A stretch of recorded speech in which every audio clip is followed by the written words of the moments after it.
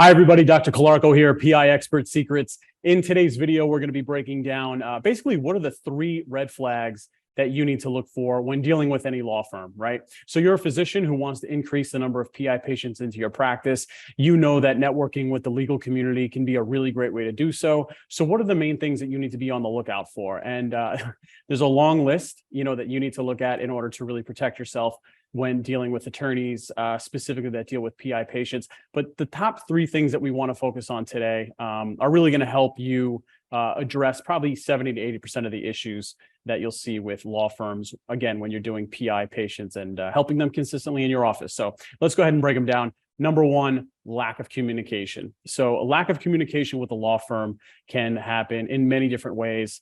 They may not initially be corresponding with you, developing a relationship with you when, let's say, you are treating one of their clients that they're representing.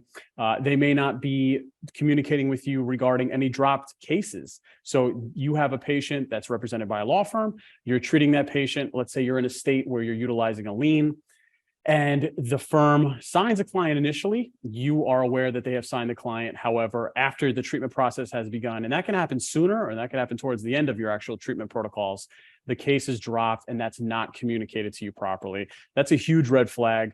Any reputable law firm will go ahead and notify any of the doctors specifically that are treating that PI patient that patient has been dropped.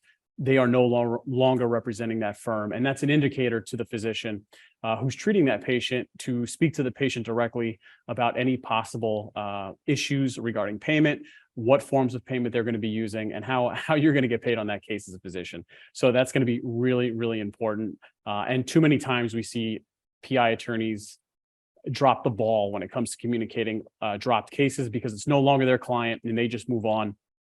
The best attorneys out there are the ones who are going to actually network with and communicate properly with physicians who understand personal injury. So be on the lookout for that. The next thing is going to be issues during the case. If there's an issue with, let's say, patient compliance, if there's an issue where the client, let's say, has a complaint about that attorney, if you are communicating these things to the legal team and you're not receiving communication back, that's a really good indicator that the firm may be disorganized. There might be something going on there and they aren't meeting the client's needs as much as they need to be. And you guys should be working together as a team to make sure that that patient gets everything they need. And when you don't have a good partner when it comes to communication with PI cases, it can really lead to a lot of issues. And you want to make sure that you nip those in the bud initially. The second thing that you need to be looking out for is going to be patient, or I should say clients of the PI attorney who are complaining consistently. The way that attorneys treat their clients really is going to speak to the way that they run their business, their professionalism, and how they're going to treat the physicians who are holding liens or who are, again, helping their clients to better health and who are helping them build the case, right? And that's what we do on the day-to-day as physicians who understand personal injury. We get dialed in, we understand the nuance, we understand the niche. We're doing everything we can to get that patient better. And then we're also focused on documenting that process accurately so that the attorney has everything they need, to do what they do.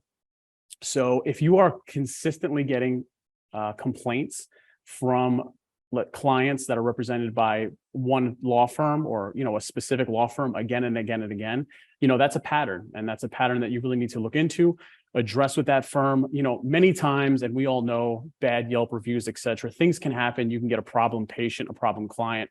But if it's happening again and again, that's normally a pattern that there's something inherently wrong in the system that the legal team has set up. So the first thing I would do is try to address that directly with them. And if it's not getting solved, then it may be time to pivot and work with a new law firm. So be smart, give people the benefit of the doubt.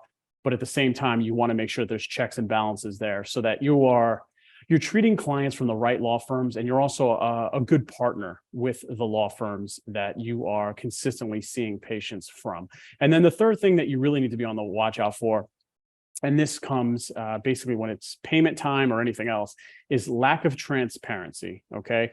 Again, if you're working on a lien, and let's say for some reason the medicals, the entire amount of treatment that patient got exceeds the amount that's allotted for the medical care due to settlement, policy limits, etc. You want to work with a firm that's completely transparent, one that will give you a breakdown on that case, show you exactly what's going on, give you a call and explain, hey, doc, listen, I know this is not the best of situations, but here's the specific details of what happened. And here's the rationale for why we are doing what we're doing, why you may have to take a reduction on that case. And that can happen in states where you're working only on a lien. That can happen in PIP and MedPay states after, let's say, the PIP and the MedPay is exhausted, if that patient needs further treatment. So regardless of what state you're in, you need to be partnering with attorneys that are transparent when it comes to anything, but especially when it comes time to payment.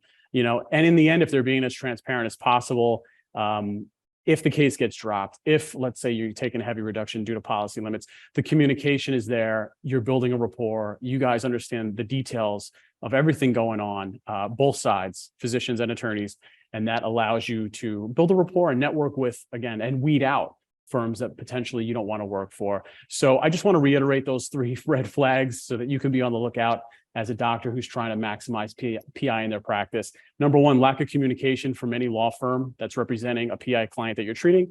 Number 2, complaints from clients represented by specific law firms repeatedly, and it becomes a pattern. And then number 3, lack of transparency, especially when it comes time to payment. So we hope you found this information helpful. My name's Dr. 𝗂𝗏𝒂𝒊𝒏𝒕. Go ahead and check us out at �ΠIExpertSecrets.com. Cheers.